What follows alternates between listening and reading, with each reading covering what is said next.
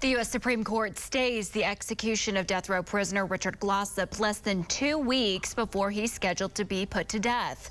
Glossip has been on death row for 25 years for the murder for hire of his former boss, and he was scheduled to be executed on May 18th.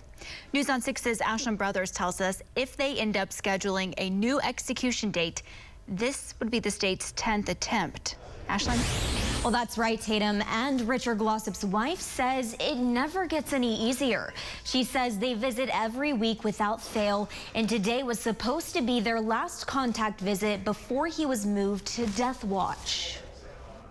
That would be our last touch, our last kiss, our last hug goodbye. The Glossips were glued to the clock He had packed up all his things to be moved to Death Watch. when the warden pulled them into the hallway. She said the U.S. Supreme Court just stayed the execution, and we just, crumbled into each other and just overcome with joy. It was really, really emotional and amazing. And even though he's handcuffed in black box, he was able to pick me up. Leah says she and Richard walked back into the room and were met with a somber crowd of prisoners and guards. We walked in hand, and so we got to stay, and the whole room erupted. Glossip is on death row in the murder for hire of Justin Sneed to kill Glossip's former boss, Barry Ventrease, in 1997. Attorney General Getner Drummond says Glossip didn't get a fair trial because of the errors in the case, destruction of evidence, and false testimony from Sneed, a key witness. The Pardon and Parole Board denied Glossip clemency last week, but the U.S. Supreme Court stepped in today.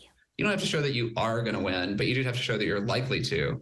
And so we had at least 5 votes saying, yeah, something about this is probably not right and probably warrants the U.S. Supreme Court's intervention and granting relief. We still have a ways to go, but this was really key in allowing this fight to continue. Glossip's attorney says it takes 4 votes for justices to review the case and 5 to win it. We've tried to contact Ventrease's family, but they've previously said to us they believe Glossip is guilty. Ashland Brothers, Oklahoma's own, News on 6.